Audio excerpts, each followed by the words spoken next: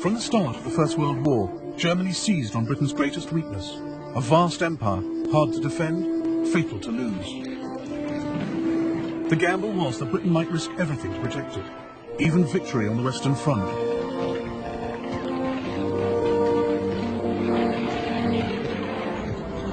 War for Europe meant war for the world.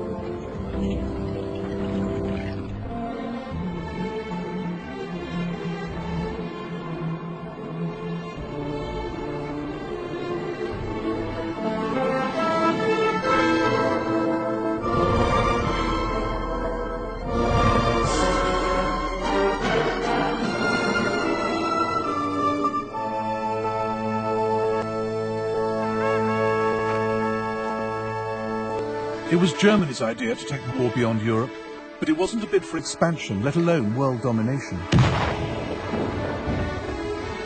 The aim was to take the pressure off her armies in Europe by attacking the British Empire, hoping to divert Britain's troops, ships and resources to defend distant colonies. Britain also had no thought of a bigger empire. She just didn't want to lose the one she had. So while Germany wanted to open the war up around the globe, Britain was desperate to close it down.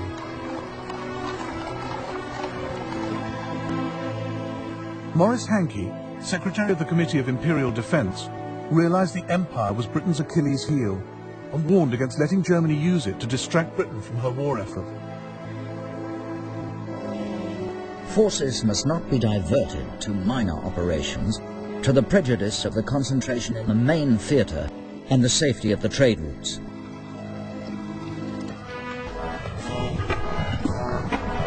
"15 years before, Germany had proclaimed herself an empire builder.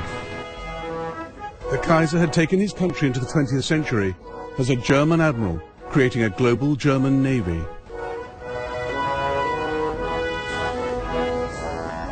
Weltpolitik was the big idea, a policy of overseas imperialism, the brainchild of his foreign secretary, Bernhard von Bülow.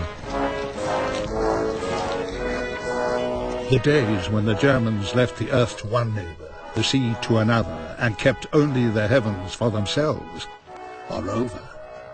We don't want to put anyone in the shade, but we too demand our place in the sun. Germany had come late to the game of empires, but by 1900 she had Togoland, Cameroon, German Southwest Africa, now Namibia, and German East Africa, now Tanzania.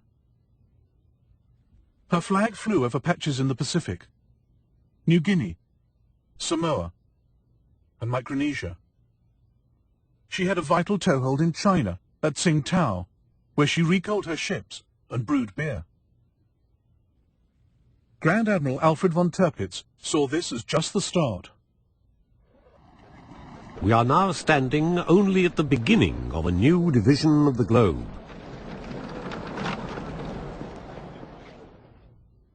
Germany alarmed the world with her imperial tub-thumping. She eyed up Puerto Rico and considered pouncing on the Panama Canal the minute it was completed. But the boldest of all the Kaiser's schemes was Operational Plan 3. The East Coast is the heart of the United States, and this is where she is most vulnerable. New York will panic at the prospect of bombardment. By hitting her here, we can force America to negotiate.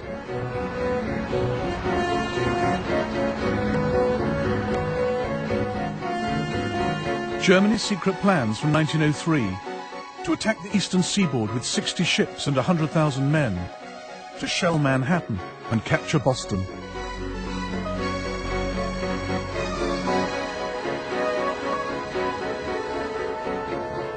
The outlandish scheme was driven by the Kaiser's resentment of America's growing power in the Pacific. He believed in a militarist state and increasingly hated what the West stood for. Service to mammon, greed, self-indulgence, land-grabbing, lying, treachery, and not least murder. The Kaiser thought capitalism was vulnerable, that a strong enough attack on its international systems of trade, credit and insurance could bring the edifice tumbling down.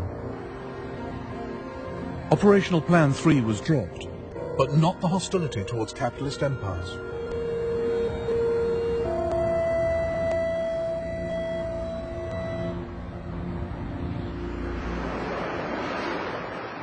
By 1912, Germany had traded in Weltpolitik for a more realistic policy.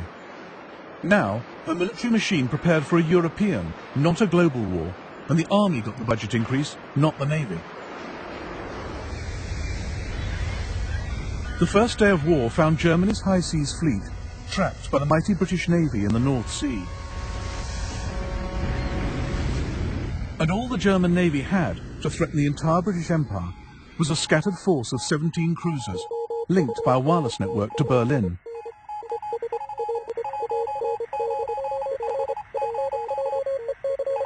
There was the Königsberg off East Africa, the Goeben and the Breslau in the Mediterranean, the Dresden and the Karlsruhe in the West Indies, the Leipzig off the west coast of America. But the greatest concentration of cruisers was Admiral Graf von Spee's powerful East Asiatic Squadron, based at Tsingtao in China.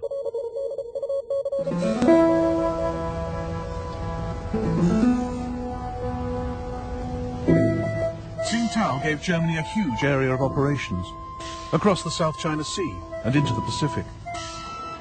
Seizing it would cut the squadron's lifeline. Britain saw the urgency, but lacked the resources.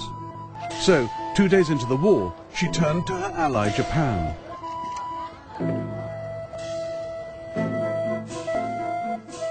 Japan was a growing power.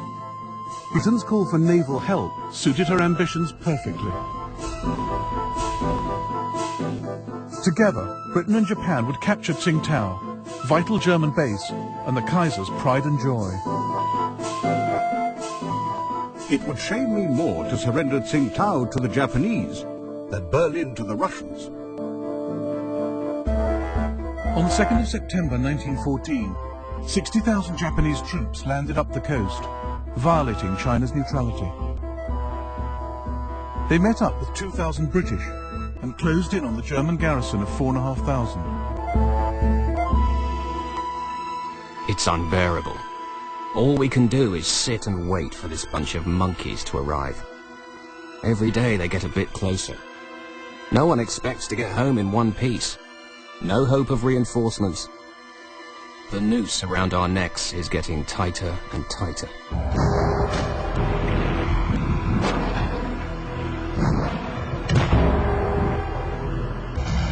For a solid week, the Japanese battered Tsingtao. On the 7th of November, they entered the town in triumph.